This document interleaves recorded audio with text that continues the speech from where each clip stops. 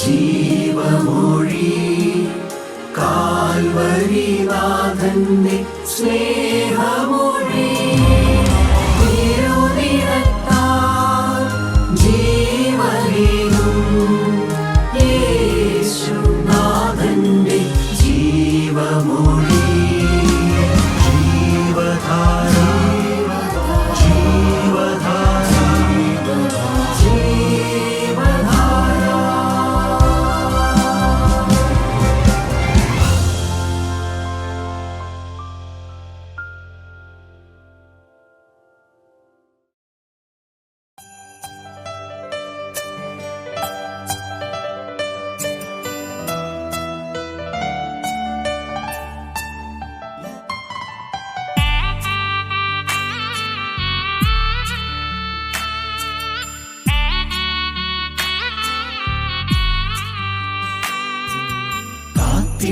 കാത്തിരിക്കുന്നതൻ ശുദ്ധിമാന്മാർ ഗണം കാഹളം കേൾക്കുമ്പോൾ വാനിൽ പോകും.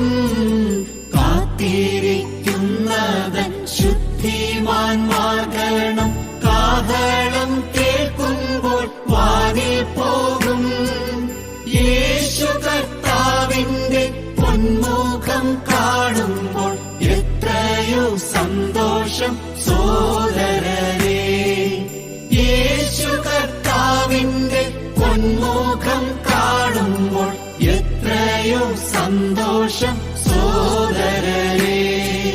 ഹല്ലേലൂയാ ജയം, ഹല്ലേലൂയാ ജയം, ഹല്ലേലൂയാ വന്നു തീർന്നു പോകും. ഹല്ലേലൂയാ ജയം, ഹല്ലേലൂയാ ജയം, ഹല്ലേലൂയാ വന്നു തീർന്നു പോകും. വാനസേനാഗണം നോക്കി നോക്കി നിന്നു അത്ഭുതപ്പെട്ടിടും ആ സദസ്സിൽ. വാനസേനാഗണം നോക്കി നോക്കി നിന്നു അത്ഭുതപ്പെട്ടിടും ആ സദസ്സിൽ.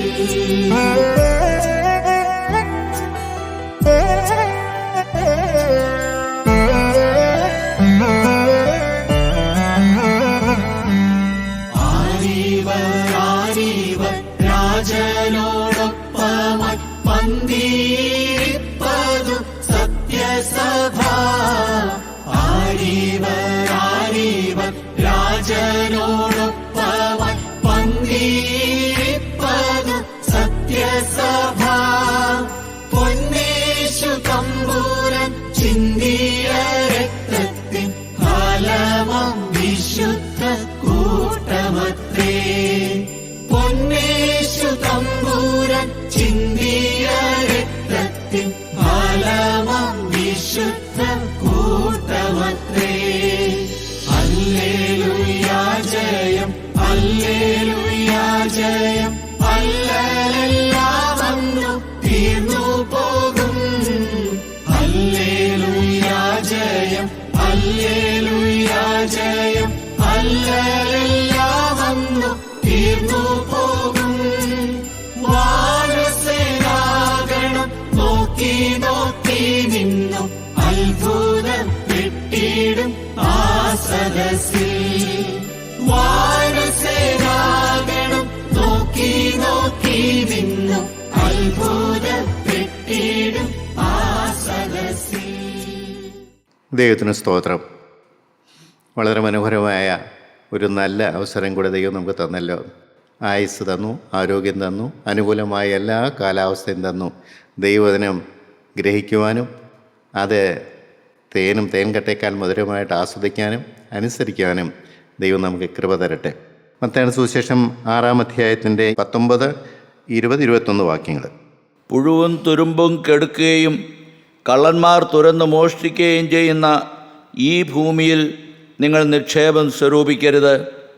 പുഴുവും തുരുമ്പും കെടുക്കാതെയും കള്ളന്മാർ തുരന്ന് മോഷ്ടിക്കാതെയും ഇരിക്കുന്ന സ്വർഗത്തിൽ നിക്ഷേപം സ്വരൂപിച്ചോൾവീൻ. നിന്റെ നിക്ഷേപമുള്ളയിടത്ത് നിന്റെ ഹൃദയവും ഇരിക്കും. വളരെ ഗൗരവമായ, വളരെ ലളിതമായ കർത്താവ് ഒരു വലിയൊരു ആശയം ജനത്തിന് മുമ്പിലേക്ക് കൊണ്ടുവരികയാണ് ചെയ്യുന്നത്. നിന്റെ നിക്ഷേപം നമുക്കറിയാം, ഈ ഭൂമിയിൽ ജീവിക്കുന്നവരൊക്കെയും ഭാവിക്ക് വേണ്ടി കരുതുന്നവരാണ്. ഭൂമിയിൽ ജീവിക്കുമ്പോൾ നമുക്കൊരു കുടുംബം കാണും, നമുക്ക് ഭാര്യ മക്കൾ കാണും, നമുക്ക് വീട് കാണും, വാഹനങ്ങൾ കാണും, ഉപജീവനത്തിലുള്ള മാർഗങ്ങൾ കാണും. ഇതെല്ലാം ഉണ്ടെങ്കിലും തൽക്കാലത്തേക്കുള്ളതല്ല, ഭാവിക്ക് വേണ്ടി കരുതും. ഭാവിയിൽ എന്ത് പ്രശ്നം വന്നാലും അത് കൈകാര്യം ചെയ്യാൻ പറ്റണം ബുദ്ധിയുള്ള മനുഷ്യനായിരിക്കും. നമുക്കറിയാം, ഒരിക്കലെ പ്രവാസകാലത്തെ യാക്കോബ് തന്നെത്താൻ പറയുന്നൊരു കാര്യമുണ്ട്, ഇനി എൻ്റെ സ്വന്തം ഭവനത്തിന് വേണ്ടി ഞാൻ എപ്പോൾ കരുതും. ദൈവത്തിന് സ്തോത്രം. സ്വന്തം ഭവനത്തിന് വേണ്ടി കരുതിയില്ലല്ലോ എന്നുള്ള ചിന്ത. പ്രവാസിയായി വർഷങ്ങളെ ലാബാൻ്റെ വീട്ടിൽ ജീവിച്ചപ്പോൾ യാക്കോബ് ചിന്തിക്കുകയാണ്, എനിക്ക് സ്വന്തം ഭവനത്തിന് വേണ്ടി ഞാൻ ഒന്നും കരുതിയിട്ടില്ലല്ലോ, എനിക്ക് സ്വന്തമെന്ന് പറയാൻ ഒന്നുമില്ലല്ലോ. എൻ്റെ ദൈവത്തിന് സ്തോത്രം. ഞാൻ വെറുതെ അത് പറഞ്ഞെന്ന് മാത്രമേ ഉള്ളൂ. ഇവിടെ കർത്താവ് പറയുകയാണ്, ഈ ഭൂമിയിൽ നിക്ഷേപം സ്വരൂപിക്കുന്നവരാണ് എല്ലാ മനുഷ്യരും, ആത്മീയരും അല്ലാത്തവരും എല്ലാം. ഭാവിക്ക് വേണ്ടി കരുതുന്നു. നല്ല കാലത്ത് നമ്മൾ പലതും സമ്പാദിച്ചു വെക്കുന്നു, കഷ്ടകാലം ക്ഷാമകാലം വരുമ്പോൾ ഉപയോഗിക്കാൻ വേണ്ടി. സമ്പത്തായിക്കോട്ടെ, ഭവനമായിക്കോട്ടെ, വാഹനമായിക്കോട്ടെ, എന്തും. നമ്മൾ ഇവിടെയുള്ളവരൊക്കെ നമ്മുടെ മക്കൾക്ക് വേണ്ടിയും കരുതും, മക്കളുടെ നന്മയ്ക്ക് വേണ്ടി കരുതും. അവരുടെ വിദ്യാഭ്യാസം, അവരുടെ ഉന്നതമായ നിലവാരം, അവരുടെ വിവാഹം, അവരുടെ വീട്, ഇതൊക്കെ കരുതുന്നവരാണ്. ഇപ്പോൾ എല്ലാവരും വെളിയിലേക്ക് പോകുന്നതുകൊണ്ട് അത് ഒരു വലിയ അത്യാവശ്യം കാണുന്നില്ലെങ്കിലും പഴയ തലമുറയിലുള്ളവർക്കറിയാം, മക്കൾക്ക് വീട് വരെ വെച്ച് കൊടുക്കുന്ന ഒരു ഉത്തരവാദിത്തം അപ്പനുള്ളതാണ്. അപ്പോൾ അതാണ് പറഞ്ഞത്, നമ്മൾ ഇവിടെ നിക്ഷേപം ഭാവി കാലത്ത്, ക്ഷാമകാലത്ത് പ്രശ്നങ്ങൾ കൈകാര്യം ചെയ്യാൻ വേണ്ടി നിക്ഷേപം സ്വരൂപിക്കുന്നവരാണ്. എന്നാൽ കർത്താവ് പറയുന്നു, ഇതെല്ലാം പുഴുവും തുരുമ്പും കെടുക്കുന്നതാണ്, കള്ളന്മാർ തുരന്ന് മോഷ്ടിക്കുന്നത്, ഇതൊക്കെ നഷ്ടപ്പെട്ടു പോകുന്നതാണ്. പത്രോസിൻ്റെ ലേഖനം വായിക്കുമ്പോൾ നമുക്കറിയാം, ഇതെല്ലാം തീക്കായി സൂക്ഷിച്ചിരിക്കുകയാണ്. ഞാൻ ചിലപ്പോൾ വാഹനത്തിൽ പോകുന്നുണ്ടേ ഇങ്ങനെ നോക്കുമ്പോൾ സ്ഥലങ്ങൾ കാണാം, വലിയ സ്ഥലങ്ങൾ, ഇതെൻ്റേതാണെന്ന് പറഞ്ഞുകൊണ്ട് വളച്ച് കെട്ടി വേലി കെട്ടി വെച്ചിരിക്കുന്നു, വലിയ കെട്ടിടങ്ങൾ, ഇതെല്ലാം തീക്കായി ഇരയായി പോകുമെന്ന് വചനം പറയുന്നു. എൻ്റേതെന്ന് പറയുന്ന കാര്യങ്ങൾ, ഞാൻ വില കൊടുത്ത് വാങ്ങിച്ച സാധനങ്ങൾ, അത് എൻ്റേതാണെന്നാണ് പറയണേ. ശരി, ഇത് തീക്കായി സൂക്ഷിച്ചിരിക്കുകയാണെന്ന് വചനം പറയുന്നു. ഏതിനാ വില കൊടുക്കുന്നത്? അത് വല്ലതും ചിന്തിച്ചുകൊണ്ടാണോ നമ്മളിതൊക്കെ ചെയ്യുന്നത്? നമ്മളതൊന്നും ഒരു ചിന്താ വിഷയമേ അല്ല. പത്രോസിൻ്റെ ലേഖനം 2-ാം അധ്യായത്തിനകത്തുള്ള 10-ാമത്തെ വാക്യം ഒന്നും ആർക്കും ഒരു വിഷയമേ അല്ല.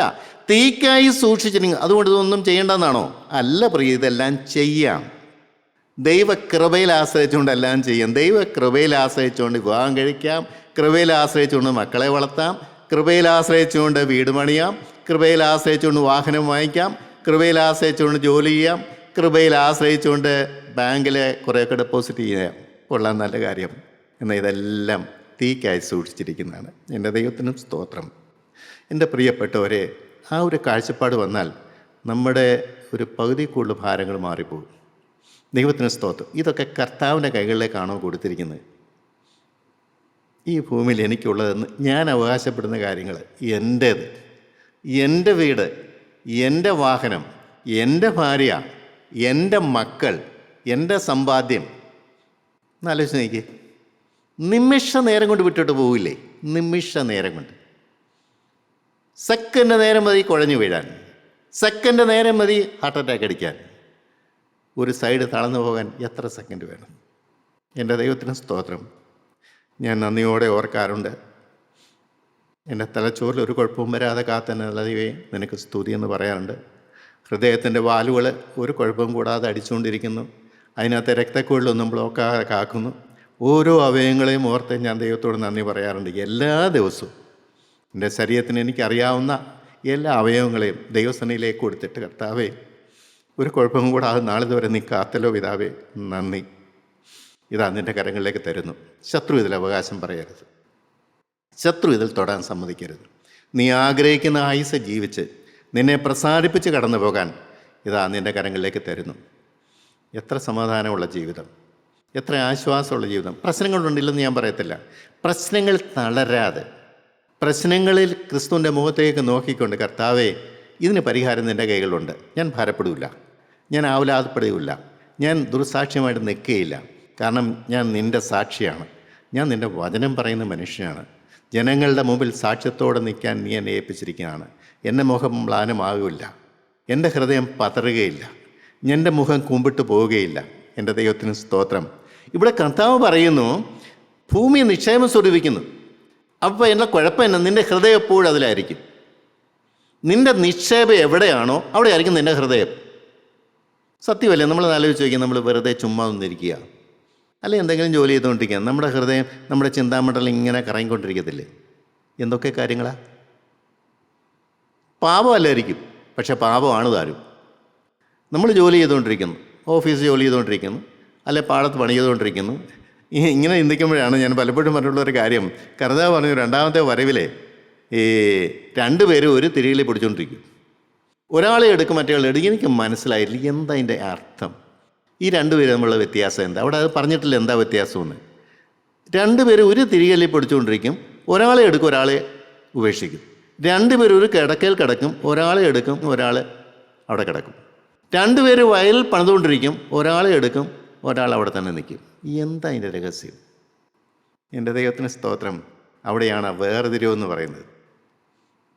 എടുക്കപ്പെടുമ്പോഴല്ല വേർതിരിവ്, ഭൂമിയിൽ ജീവിക്കുമ്പോൾ തന്നെ വേർതിരിവ്.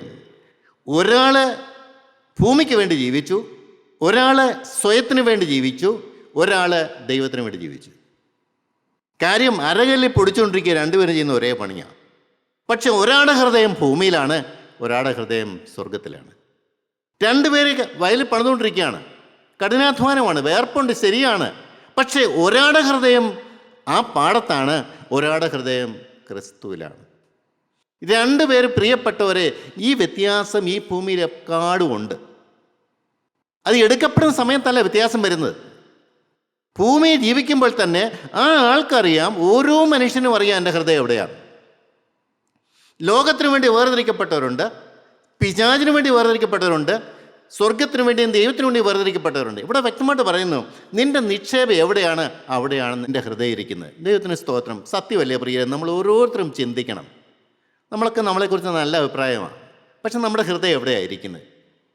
നമ്മുടെ ഹൃദയം എപ്പോൾ ഏത് കാര്യത്തിലേക്കാണ് പോകുന്നത്? നമ്മുടെ ചിന്തകൾ എങ്ങോട്ടാണ് ഇപ്പോഴും പോകുന്നത്? നമ്മുടെ ചിന്തകൾ ക്രിസ്തുവിൻ്റെ കാഴ്ചവട്ടിലേക്കാണോ പോകുന്നത്? ഉയരത്തിലുള്ളത് തന്നെ ചിന്തിപ്പിന്ന് വേദപുസ്തകത്തിലെ വചനം കൃത്യമായിട്ട് പറയുന്നു. ഭൂമിയിലുള്ളതല്ല, ഉയരത്തിലുള്ളത് തന്നെ സാധിക്കുന്ന കാര്യമാണോ? ഈ ഭൂമിയുള്ള നമ്മുടെ അറ്റാച്ച്മെൻറ്റ് മാറിയോ? നമ്മുടെ നിക്ഷേപം ഭൂമിയിലാണോ ഉയരത്തിലാണോ? ഇത് അനേകർക്കൊന്നും മനസ്സിലാകണില്ല. എന്നെ ചെയ്യും? മനസ്സിലായില്ലെങ്കിൽ എന്ത് ചെയ്യാൻ പറ്റും? പ്രാർത്ഥിക്കാം, അത്രയല്ലേ നമുക്ക് പറ്റുള്ളൂ. വചനത്തിൻ്റെ വല്ല കുറവുണ്ടോ നമുക്ക്? ഇഷ്ടംപോലെ വചനം കേൾക്കുന്നവരുണ്ട്. ശരിയായ മാനസാന്തരം എത്ര പേർക്കുണ്ട്? ശരിയായ ആത്മീയ വളർച്ച എത്ര പേർക്കുണ്ട്? ശരിയായ വിശുദ്ധിയിലേക്ക് എത്ര പേര് പോകുന്നുണ്ട്? ശരിയായ ക്രിസ്തുവിൻ്റെ സാക്ഷിയായി നിൽക്കുന്നവർ എത്ര പേരുണ്ട്? തുലോം തുച്ഛം. ദൈവത്തിന് സ്തോത്രം. എന്തുകൊണ്ടാണെന്ന് ചോദിച്ചാൽ അവരുടെ നിക്ഷേപം ഭൂമിയിലാണ്. ഞാനത് പറയുമ്പോൾ എനിക്ക് ഇഷ്ടപ്പെടുകയില്ല.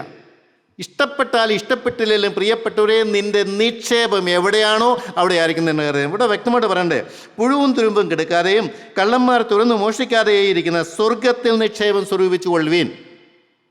ഭൂമി ജീവിക്കുമ്പോൾ നിക്ഷേപം സ്വർഗത്തിൽ. അപ്പോൾ ഭൂമിക്ക് എന്താ സംഭവിക്കുന്നുള്ളത് അറിയണ്ടേ? അല്ലെ, എനിക്കെന്താ സംഭവിക്കാൻ പോകണമെന്ന് അറിയണ്ടേ? എൻ്റെ ദൈവത്തിന് സ്തോത്രം. പ്രിയപ്പെട്ടവരെ, ഏത് സമയത്തും തീർന്നു പോകുന്ന മനുഷ്യ ജീവിതത്തിൽ മുന്നോട്ട് പോകുമ്പോൾ മരിച്ചാൽ എങ്ങോട്ട് പോകുന്നൊരു ചിന്ത ഞാൻ ഇവിടെ വെച്ച് തന്നെ നേടിയെടുക്കണ്ടേ? എൻ്റെ പിന്നത്തെ ജീവിതം ഞാൻ സെക്യൂർ ആക്കണ്ടേ? അതിൻ്റെ ഉടമസ്ഥനോട് ഞാൻ അവിടുത്തെ വിസ വാങ്ങിക്കണ്ടേ? എൻ്റെ ദൈവത്തിന് സ്തോത്രം. എൻ്റെ പ്രിയപ്പെട്ടവരെ, സ്വർഗരാജ്യത്തിലേക്ക് വിസ സ്റ്റാമ്പ് ചെയ്ത് കിട്ടിയ എത്ര പേരുണ്ട്? ഭൂമിയിലെ കാര്യം പറഞ്ഞാൽ നമുക്ക് മനസ്സിലാവും. അമേരിക്കയിലേക്കോ ഇംഗ്ലണ്ടിലേക്കോ അല്ല യൂറോപ്യൻ കൺട്രിയിലേക്കോ പോകാനുള്ള വിസ സ്റ്റാമ്പ് ചെയ്ത് കിട്ടാൻ നമുക്ക് അങ്ങോട്ട് ടിക്കറ്റ് പോലും എടുക്കാൻ പറ്റില്ല. അതിനെല്ലാവർക്കും എന്തൊരു വ്യഗ്രതയാണ്, എന്തൊരു തീഷ്ണതയാണ്.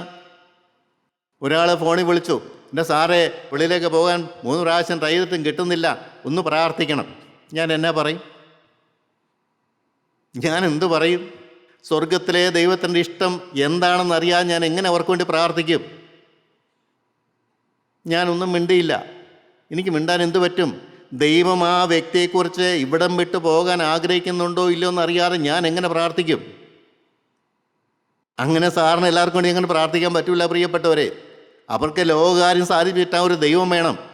ഞാൻ കണ്ട ദൈവം, ഞാൻ ആരാധിക്കുന്ന ദൈവം അങ്ങനെയുള്ള ദൈവമല്ല. എൻ്റെ ദൈവം ആത്മാവിന് വേണ്ടി കരുതുന്നൊരു ദൈവമാണ്. ആത്മാവിൻ്റെ ബന്ധനം അഴിച്ച് സ്വർഗരാജ്യം ഭൂമിയിൽ ഇവിടെ വെച്ച് തന്നെ അനുഭവിക്കേണ്ട ഒരു ദൈവത്തെയാണ് എനിക്ക് പരിചയമുള്ളത്. ആത്മാവിൻ്റെ രക്ഷയാണ്, സ്വർഗത്തിൽ നിക്ഷേപം സ്വരൂപിക്കാനാണ് ദൈവം പറഞ്ഞിരിക്കുന്നത്. ഭൂമിയിലെ നിക്ഷേപമല്ല ദൈവം ഉദ്ദേശിക്കുന്നത്. പ്രിയപ്പെട്ടവരെ, കർത്താവ് കൃത്യമായിട്ട് പറയുന്നുണ്ട്, ആ സ്വർഗത്തിൽ നിക്ഷേപം സ്വരൂപിച്ചു കൊള്ളുവിൻ. ഞാൻ ചിന്തിക്കാൻ ഉദ്ദേശിക്കുന്ന കാര്യം, സ്വർഗത്തിൽ എങ്ങനെ നിക്ഷേപം സ്വരൂപിക്കാൻ പറ്റും?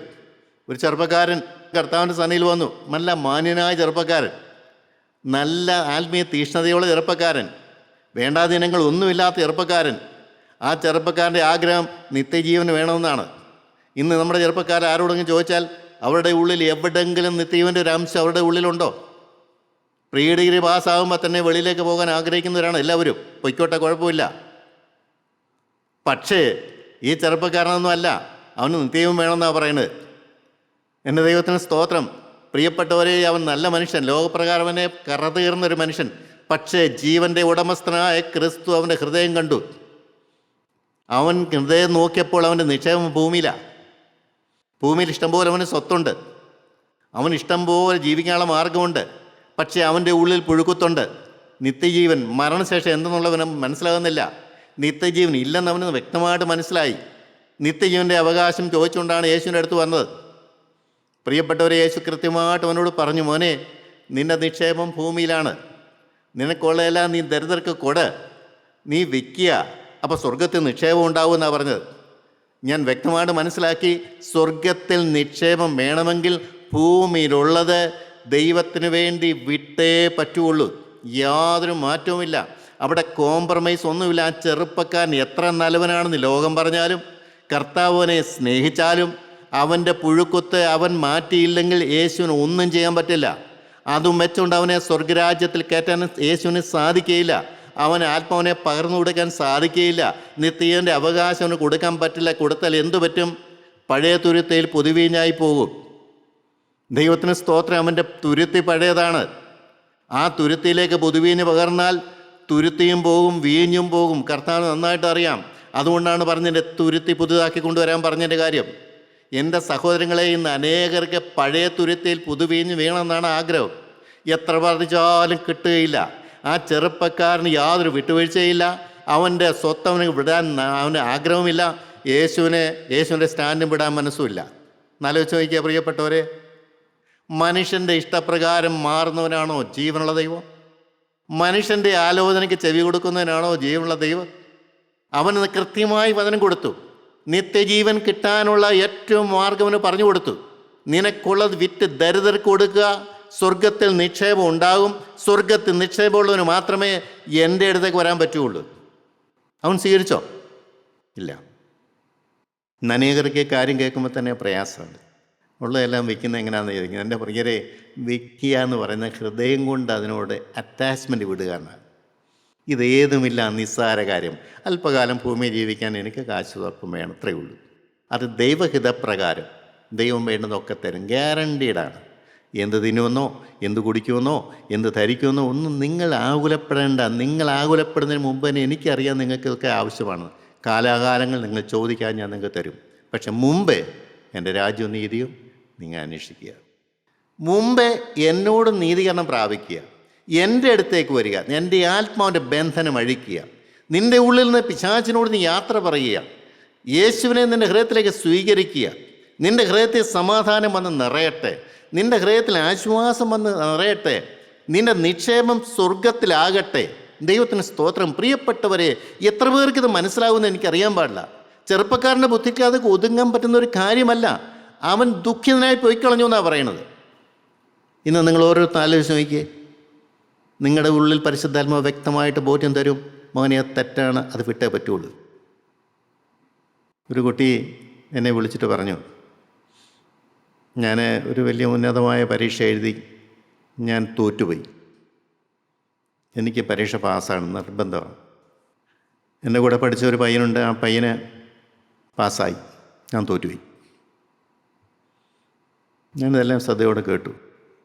എന്നിട്ട് ആ കുട്ടി ഒരു കാര്യം കൂടെ പറഞ്ഞു, എനിക്ക് ആ പയ്യനോട് സ്നേഹമുണ്ട്,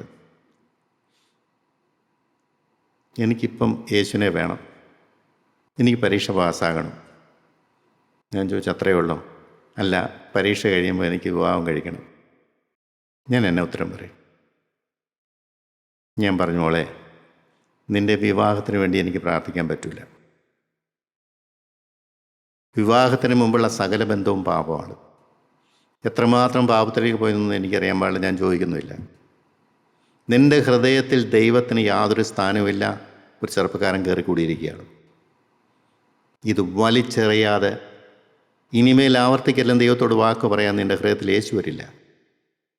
നിനക്ക് സമാധാനം കിട്ടില്ല. പരീക്ഷ പാസ്സാണോ വേണ്ടതെന്നുള്ള കാര്യം ദൈവം ആലോചന പറഞ്ഞു തരും നിനക്ക്. പക്ഷേ ഈ ബന്ധനം നീ അഴിച്ചേ പറ്റുള്ളൂ. അതിനൊക്കെ പ്രയാസമാണല്ലോ എന്ന് പറഞ്ഞു. നീ എന്നോടൊന്നും സംസാരിക്കേണ്ടെന്ന് ഞാൻ പറഞ്ഞു. നിൻ്റെ പ്രയാസത്തിന് പരിഹാരം തരാൻ എന്നെക്കൊണ്ട് പറ്റില്ല. ഞാൻ വന്നൊരു വഴിയുണ്ട്, എനിക്ക് മനസ്സിലാകുന്നൊരു വഴിയുണ്ട്, ഞാൻ അറിയുന്നൊരു ദൈവമുണ്ട്. അവൻ വിഗ്രഹത്തെ വെറുക്കുന്നവനാണ്. അവനെ ഒരു ജലസ് ഗോഡാണ്. നിനക്കവനെ വേണമെങ്കിൽ അവനെ സ്വീകരിക്കാം. നീ ചെയ്ത പാവങ്ങളൊക്കെ ദൈവം ക്ഷമിച്ചു തരും, അത് സംശയമൊന്നുമില്ല. പക്ഷെ ഇനി ആവർത്തിക്കാൻ പാടില്ല. എങ്ങനെയായെന്നൊന്നും എനിക്കറിയാൻ പാടില്ല. ഇന്ന് അനേകർക്ക് ഇതാണ് പ്രശ്നം. അവരുടെ ഇഷ്ടം നടക്കുന്ന ഒരു ദൈവത്തെ അവർക്ക് വേണം. അവരെന്ത് തെറ്റ് ചെയ്താലും സാരമില്ല മോളെ എന്ന് പറയുന്ന തലോടുന്നൊരു ദൈവത്തെ അവർക്ക് വേണം. അവരുടെ അന്യായത്തിന് കൂട്ടു നിൽക്കുന്നൊരു ദൈവത്തെ അവർക്ക് വേണം. സാക്ഷാൽ അതിപരിശുദ്ധനായ ദൈവത്തെ അവർക്ക് വേണ്ട. ദൈവത്തിന് സ്തോത്രം. പ്രിയ സഹോദരങ്ങളെ, നിക്ഷേപം ക്രിസ്തുവിലായിരിക്കണം. എല്ലാം വിറ്റ് വാങ്ങുന്നവനെ അത് പറ്റുള്ളൂ. പ്രിയപ്പെട്ടവരെ, യേശു ക്രിസ്തുവിനെ പ്രതി വിലപ്പെട്ട നിധിയും സമ്പത്തുമാണെന്ന് സ്വർഗം കാണുന്നുണ്ട്. പക്ഷെ നിനക്ക് കാണാൻ പറ്റുന്നുണ്ടോ? പിതാവായ ദൈവത്തിൻ്റെ ഏറ്റവും വിലപ്പെട്ട നിധിയാണ് പുത്രൻ തമ്പുരാൻ. അവനെ ക്രൂശിലേക്ക് വിട്ടുകൊടുത്തിട്ടാണ് എന്നെ വീണ്ടെടുത്തത്. ആ നന്ദിയും കടപ്പാടും ആർക്കെങ്കിലും ഉണ്ടോ? അവൻ്റെ ഏറ്റവും വിലപ്പെട്ട നിധിയായ സ്വന്തം പുത്രനെ തകർത്ത് കളയാൻ വിട്ടുകൊടുത്തത്, ആ കരച്ചിൽ സ്വർഗത്തിലെ ദൈവം എങ്ങനെ കേൾക്കാൻ പറ്റും? എൻ്റെ ദൈവമേ, എൻ്റെ ദൈവമേ എന്നെ കൈവിട്ടെന്ന് പറയുന്ന നിലവിളിക്കുന്ന ശബ്ദം ഒരു പിതാവിന് എങ്ങനെ? അതുകൊണ്ട് ആ പിതാവ് മുഖം മറച്ചു എന്ന് പറയുന്നു. അങ്ങനെ എന്നെ വീണ്ടെടുത്തു. അത്ര വില കൊടുത്തെന്നെ വീണ്ടെടുത്തു. അത്രമാത്രം വിലയുള്ളതാണ് എൻ്റെ ആത്മാവ്. അത്രമാത്രം വിലയുള്ളതാണ് എൻ്റെ ബന്ധനം അഴിക്കുക എന്ന് പറയുന്നത്. അങ്ങനെ എന്നെ സ്നേഹിച്ച് പുത്രനെ തന്ന് മാനിച്ച ആ ദൈവത്തോട് എനിക്ക് അഗാധമായ നന്ദിയും കടപ്പാടുമുണ്ട്. എൻ്റെ ദൈവത്തിന് സ്തോത്രം. ഇല്ല, എൻ്റെ ദൈവത്തെ വീണ്ടും ക്രൂശിലേക്ക് കയറ്റുന്ന പാപം ഇനി ഞാൻ അനുവദിക്കത്തില്ല. ഇനി ഞാൻ അക്കാര്യത്തിൽ നിന്നൊക്കെ ഞാൻ കർശനക്കാരനാണ്. എൻ്റെ ദൈവത്തിന് സ്തോത്രം. പ്രിയപ്പെട്ടവരെ, ചെറുപ്പക്കാരത് സാധിച്ചില്ല. ദൈവം വിട്ടുവീഴ്ച ചെയ്തോ? ഇല്ല, പോട്ടെന്ന് വിചാരിഞ്ഞു. മത്തായി സുവിശേഷം 13-ാം അധ്യായത്തിൽ 44-ാമത്തെ വാക്യത്തിനകത്തെ വയലിൽ ഒളിച്ചു വെച്ചിരിക്കുന്ന നിധിയെക്കുറിച്ച് പറയുന്നുണ്ട്. ഞാൻ പലപ്പോഴും പറഞ്ഞിട്ടുണ്ട് ആ കാര്യം. 2 സെൻറ്റൻസേ ഉള്ളൂ. പക്ഷേ എന്താ അതിനകത്ത് പറയുന്നത്? നിധിയുണ്ട്, വയൽ മറിഞ്ഞു കിടക്കുകയാണ്, അനേകർക്ക് കാണാൻ പറ്റുന്നില്ല. അനേകർക്ക് കാണാൻ പറ്റാത്ത നിധി ഒരു മനുഷ്യൻ കണ്ടു. അതാണ് ദൈവത്തിൻ്റെ കൃപയെന്ന് പറയുന്നത്. അതാണ് പിതാവിൻ്റെ ആകർഷണം എന്ന് പറയുന്നത്. അനേകരെ ഭൂമി കടി കിടക്കുന്ന നിധി കാണാൻ പറ്റുന്നില്ല, പക്ഷേ ഒരു മനുഷ്യന് കാണാൻ പറ്റി. ആത്മകണ്ണ് തുറന്നു കിട്ടി. ദൈവത്തിന് സ്തോത്രം. ഇവൻ സാധാരണക്കാരനല്ല, ഇവൻ തച്ചൻ്റെ മകനല്ല, ഇവൻ 2000 കൊല്ലത്തിന് മുമ്പ് നടന്നൊരു സംഭവമൊന്നുമല്ല, ഇവൻ മറിയയുടെ മകനൊന്നുമല്ല. ഇവൻ സാക്ഷാൽ എൻ്റെ രക്ഷിതാവാണ്. എനിക്ക് വേണ്ടി പിടഞ്ഞ് മരിച്ച ദൈവമാണ്. എൻ്റെ പാപം ചുമന്നവനാണ്. എനിക്ക് വേണ്ടി ജീവൻ തന്നവനാണ്. അവൻ ഇന്ന് പിതാവിൻ്റെ സന്നിധിയിരുന്ന് എനിക്ക് വേണ്ടി പ്രാർത്ഥിക്കുന്ന ദൈവമാണ്. അവനെ മാനിച്ചേ പറ്റുള്ളൂ, അവനെ ബഹുമാനിച്ചേ പറ്റുള്ളൂ, അവനെ ആദരിച്ചേ പറ്റുള്ളൂ, അവനെ സ്നേഹിച്ചേ പറ്റുള്ളൂ, അവൻ്റെ വചനം അനുസരിച്ചേ പറ്റുള്ളൂ. ഇടത്തോട്ടോ വലത്തോട്ടോ മാറാൻ പറ്റില്ല പ്രിയപ്പെട്ടവരെ. അതാണ് ദൈവം പ്രസാദിക്കുന്ന ഒരു കാര്യം. വളരെ കൃത്യമായിട്ട് പറഞ്ഞു. ആ മറഞ്ഞിരിക്കുന്ന നിധി അവൻ കണ്ടു. അവൻ ചെയ്ത കാര്യം എന്നറിയാമോ? അവനുള്ളതൊക്കെയും വിറ്റ് ആ നിധി വാങ്ങിച്ചു. ഇതാണ് നമ്മൾക്ക് അനേകർക്ക് സാധിക്കാത്തൊരു കാര്യം. നിധി കണ്ടെത്തിയില്ല. 2, എനിക്കുള്ളതല്ല, ആ നിധിയുടെ അത്രയും വിലയുള്ളതല്ലെന്നുള്ളത് മനസ്സിലാക്കുന്നുമില്ല. പോയില്ലേ? അനേകർ ആ റോഡിൻ്റെ സൈഡിൽ കൂടെ, ആ നിധിയുള്ള വയലിൻ്റെ സൈഡിൽ കൂടെ ഇങ്ങനെ യാത്ര ചെയ്യുന്നു. അവർക്ക് ആ നിധി കാണാൻ പറ്റുന്നില്ല, വാങ്ങിക്കാൻ പറ്റുന്നില്ല. എന്നാൽ ഈ ഒരു സാധാ മനുഷ്യന് സ്വർഗത്തിലെ ദൈവന് ബോധ്യം കൊടുത്തു. മകനെ, നിധി എന്ന് പറയുന്നത് ക്രൂശിൽ പിടഞ്ഞു വരച്ച ക്രിസ്തുവാണ്. സ്തോത്രം. ആരാലും ഒരുക്കപ്പെട്ട ക്രിസ്തുവാണ്. തകർന്ന് ഉഴവുചാല് പോലെ പുറം കയറി നിസ്സഹായനായി കിടക്കുന്ന ക്രിസ്തുവാണ്. സ്തോത്രം. അവൻ്റെ കവിളത്തെ തല്ലിയിട്ട് ഒരക്ഷരം മിണ്ടിയില്ല. അവൻ്റെ തലയിൽ മുക്കിയിടം വെച്ചിട്ട് ഒന്നും മിണ്ടിയില്ല. അവനെ ചാട്ടവാറ് കൊണ്ട് അടിച്ചു, അവനെ കൈയും കാലും ആണി അടിച്ചു, അവനെ കുന്തം കൊണ്ട് വിലാപ്പുറത്ത് കൊടുത്തു, ഒന്നും മിണ്ടിയില്ല. ആർക്ക് വേണ്ടി? എനിക്ക് വേണ്ടി. ഒരു കോപവും വന്നില്ല, ഒരു ഈർഷ്യയും വന്നില്ല, ഒരു വാശിയും വന്നില്ല, ഒരു അസഹിഷ്ണുതയും വന്നില്ല. എനിക്ക് വേണ്ടി എല്ലാം അവൻ സഹിച്ചു. സ്തോത്രം. പാപം തൊടാത്ത കുഞ്ഞാടായിട്ട് അവൻ എനിക്ക് വേണ്ടി നിന്നു. അവനെ മാനിക്കണ്ടേ, അവനെ ആദരിക്കണ്ടേ, അവനെ സ്നേഹിക്കണ്ടേ? സ്തോത്രം. എൻ്റെ ദൈവത്തിന് സ്തോത്രം. ഇതാണ് സകലവും വിൽക്കുക എന്ന് പറഞ്ഞൊരു കാര്യം. അവൻ്റെ മുമ്പിൽ ഒന്നിനും വിലയില്ല പ്രിയരെ. ബന്ധങ്ങൾക്ക് വിലയില്ല, സമ്പത്തിന് വിലയില്ല, വിദ്യാഭ്യാസത്തിന് വിലയില്ല, സൗന്ദര്യത്തിന് വിലയില്ല. ഈ ലോകത്തിൽ കാണുന്നതെല്ലാം ചപ്പെന്നും ചവറെന്നും അപ്പോസ്തലൻ എണ്ണീൻ്റെ രഹസ്യമതാണ്. പിതാവായ ദൈവത്തിൻ്റെ വിലപ്പെട്ട പുത്രന് എനിക്ക് വിലയുള്ളവനാണ്, എൻ്റെ രക്ഷകനാണ്, എൻ്റെ വീണ്ടെടുപ്പുകാരനാണ്, എനിക്ക് വേണ്ടി പടഞ്ഞു മരിച്ചവനാണ്, എന്നെ മാനിച്ചവനാണ്, എന്നെ സ്നേഹിച്ചവനാണ്, ആഴക്കുഴിയിൽ വന്ന് എന്നെ മാടി വിളിച്ചവനാണ്. സ്തോത്രം. അവൻ്റെ രക്തം കൊണ്ടാണ് എൻ്റെ പാപം കഴുകിക്കിട്ടി. എത്ര വൃത്തികെട്ട പാപങ്ങൾ, എത്ര മ്ലേച്ഛകരമായ പാപങ്ങൾ, അറയ്ക്കത്തക്ക പാപങ്ങൾ കഴുകിത്തന്ന സ്നേഹമേ, നിനക്ക് സ്തോത്രം, സ്തോത്രം, സ്തോത്രം. എൻ്റെ ദൈവത്തിന് സ്തോത്രം. പ്രിയപ്പെട്ടവരെ, നിങ്ങൾക്കത് മനസ്സിലാവുമെന്ന് എനിക്കറിയാൻ പാടില്ല. ഇത് വളരെ അപൂർവം പേർക്ക് മാത്രം കിട്ടുന്നൊരു ഭാഗ്യമാണ്. ദൈവത്തോടുള്ള സ്നേഹവും നന്ദിയും കടപ്പാടും. ദൈവത്തിന് സ്തോത്രം. അതാണ് മറഞ്ഞിരിക്കുന്ന നിധി. അവന് കിട്ടിയത് എല്ലാവർക്കും ഒന്നും കിട്ടിയില്ല. എന്തോരം ആൾക്കാർ സൈഡിൽ കൂടെ പോകുന്നുണ്ട്, ആർക്കൊന്നും കിട്ടിയില്ല. ഒരു മനുഷ്യന് മാത്രം കിട്ടി. വളരെ ചുരുക്കം പേർ മാത്രം രക്ഷപ്പെട്ടു. നമ്മുടെ പിതാക്കന്മാരെ ഉത്തമ സമ്പത്തിന് വേണ്ടി കാത്തിരുന്നു പറയും. എബ്രായ ലേഖനത്തിന് 10-ാം അധ്യായത്തിനകത്ത് 34-ാം ഒരു ഉത്തമ സമ്പത്തിനെ കുറിച്ച് പറയുന്നുണ്ട്. ഉത്തമ സമ്പത്ത്, ഏറ്റവും വിലപ്പെട്ട സമ്പത്ത് ജീവനുള്ള ദൈവമാണ്. വിളിച്ചിറക്കിക്കൊണ്ടുവന്ന ദൈവം, പരിപാലിച്ചുകൊണ്ടുവന്ന ദൈവം. ഞാൻ അത്ഭുതപ്പെടാറുണ്ട്. ഈ ദൈവത്തിൻ്റെ പരിപാലനം എത്ര പേർക്ക് കിട്ടുന്നുണ്ട്? ഈ ദൈവത്തെ സംരക്ഷണം എത്ര പേർക്ക് കിട്ടുന്നുണ്ട്? ഈ ദൈവത്തിൻ്റെ സാന്നിധ്യം, ഞാൻ ഏറ്റവും വിലമതിക്കുന്നൊരു കാര്യമാണ് ദൈവ സാന്നിധ്യം എന്ന് പറയുന്നത്. അത് കിട്ടും എല്ലാവർക്കും. ഞാൻ വിഷമിച്ചൊരു കാലമുണ്ട്. എനിക്കിത് കിട്ടില്ല എന്നുള്ളൊരു തോന്നൽ വന്നൊരു കാലമുണ്ട്. വരണ്ടുപോയ കാലമുണ്ട്, തപ്പിത്തടഞ്ഞു പോയ കാലമുണ്ട്, മനുഷ്യരെ നോക്കി നടന്ന കാലമുണ്ട്, കൂട്ടായ്മയെ നോക്കി നടന്നൊരു കാലമുണ്ട്, അവിടെയും ഇവിടെയും നോക്കി നടന്നൊരു കാലമുണ്ട്. എനിക്കതൊന്നും അന്ന് കിട്ടിയിരുന്നില്ല, എനിക്കത് മനസ്സിലായിരുന്നില്ല. പക്ഷെ ഞാൻ വാശി പിടിച്ചൊരു ഇരിപ്പിരുന്ന് ഞാൻ ഓർക്കുന്നുണ്ട്. കർത്താവെ, തന്നിട്ടല്ലാതെ ഞാൻ മാറുകയില്ല. ഇതെൻ്റെ ആത്മാവിൻ്റെ കാര്യമാണ്, ഇതെൻ്റെ ആത്മാവിൻ്റെ വിഷയമാണ്, ഇതെൻ്റെ ഭാവിയുടെ കാര്യമാണ്. ഏത് സമയത്തും മരണം വരാം. പ്രതീക്ഷിക്കാ സമയത്തിൽ എനിക്ക് ക്യാൻസർ രോഗം വന്നത്. അന്ന് ഞാൻ കടന്നു പോയിരുന്ന അവസ്ഥ എന്തായിരുന്നു? എൻ്റെ ദൈവമരണം കിടക്ക മാറ്റി വരച്ചുകൊണ്ടല്ലേ ഞാൻ തന്നെ. ഇന്ന് പ്രായമായി ഏത് സമയത്തും തീർന്നു പോകാവുന്നൊരവസ്ഥയാണ്. സാന്നിധ്യം തന്നേ പറ്റുള്ളൂ. ഏതെങ്കിലും ദൈവങ്ങൾക്കുണ്ടെങ്കിൽ അവർക്ക് കൊള്ളാം, എനിക്കില്ലെങ്കിൽ എനിക്കും എൻ്റെ കുടുംബത്തിനും എൻ്റെ ദൈവത്തിന് സ്തോത്രം തന്നേ പറ്റുള്ളൂ. കർത്താവേ, ഞാൻ എങ്ങലടിച്ച് കിടന്ന ഓർമ്മയുണ്ട്, വാശി പിടിച്ചത് ഞാൻ ഓർമ്മയുണ്ട്. ദൈവമോ രാപ്പകൽ തന്നോട് നിലവിളിക്കുന്നവരുടെ കാര്യത്തിൽ ദീർഘക്ഷമയുള്ളവനാകിയാൽ അവരെ വേഗത്തിൽ പ്രതിക്രിയ നടത്തി രക്ഷിക്കുകയില്ലയോ? അതേ, അവരെ വേഗത്തിൽ പ്രതിക്രിയ നടത്തി രക്ഷിക്കും. എന്നിട്ട് അവസാനം ഒരു വാക്ക് പറയുന്നുണ്ട്, മനുഷ്യപുത്രം വരുമ്പോൾ വിശ്വാസം കണ്ടെത്തുമെന്ന്.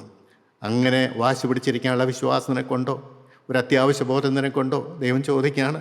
ആ വിധവ വാശി പിടിച്ചിരുന്ന് ലഭിക്കുന്നവരെയും നീതി കിട്ടുന്നവരെയും കാത്തിരുന്ന് അത് പ്രാപിച്ചെടുത്തുള്ള വാശി ഉണ്ടോ? രാപ്പകൽ തന്നോട് നിലവിളിക്കുന്നവരുടെ കാര്യത്തിൽ പ്രിയരെ, രാവും പകലും ഈ ഒരൊറ്റ വിഷയമേ ചിന്തയിൽ വരാൻ പാടുള്ളൂ. ഒരൊറ്റ വിഷയം, എനിക്ക് വീണ്ടെടുപ്പ് ലഭിക്കണം, എനിക്ക് ശുദ്ധീകരണം പ്രാപിക്കണം, എൻ്റെ കർത്താവിനെ എനിക്ക് കാണണം, എൻ്റെ കർത്താവിൻ്റെ സാന്നിധ്യം എനിക്ക് വേണം, എൻ്റെ കർത്താവിൻ്റെ വചനം എനിക്ക് അനുസരിക്കണം, എനിക്ക് ആത്മാവിൽ പറക്കണം. ഒരു ചിന്തേനെ തൊടാൻ പാടില്ല. ദൈവത്തിന് വേണ്ടി വേർതിരിക്കപ്പെട്ടവനാണ് ഞാൻ, അവൻ്റെ മണവാട്ടിയാണ് ഞാൻ ലോകം മനുഷ്യനല്ല എന്നുള്ള ബോധ്യമുണ്ടോ പ്രിയപ്പെട്ടവരെ? എൻ്റെ ദൈവത്തിന് സ്തോത്രം. ഇങ്ങനെയൊക്കെ അങ്ങ് പോയാൽ മതിയോ? കൂട്ടായ്മ കൂടി വചനം കേട്ട് വചനം പറഞ്ഞ് സാക്ഷ്യം പറഞ്ഞൊക്കെ അങ്ങ് ജീവിച്ചാൽ മതിയോ? ദൈവം എങ്ങനെ കാണുന്നു? എൻ്റെ ദൈവത്തിന് സ്തോത്രം. പ്രിയപ്പെട്ടവരെ, ഒരിക്കലും ഡയലൂഷൻ വരല്ലേ, ചിന്താകുഴപ്പം വരല്ലേ. ആത്മീയത്തിൽ ഡയലൂഷൻ വരുന്നതാണ് ഏറ്റവും വലിയ കുഴപ്പം. സാരമില്ല, ഇങ്ങനെ അങ്ങ് പോയാൽ മതി എന്നൊരു ചിന്ത അകത്തുനിന്ന് കേൾക്കും. അത് പിശാചിൻ്റെ ശബ്ദമാണ്.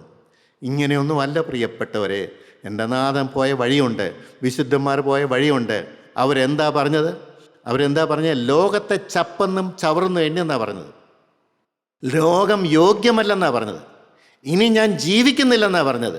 ക്രിസ്തുവിന് ജീവിക്കാൻ എൻ്റെ ജീവിതം വിട്ടുകൊടുത്തു എന്നാണ് പറഞ്ഞത്. ഈ പടകവനം കൊടുത്തു എന്നാണ് പറഞ്ഞത്. ഞാൻ ഇല്ലെന്നാണ് പറഞ്ഞത്.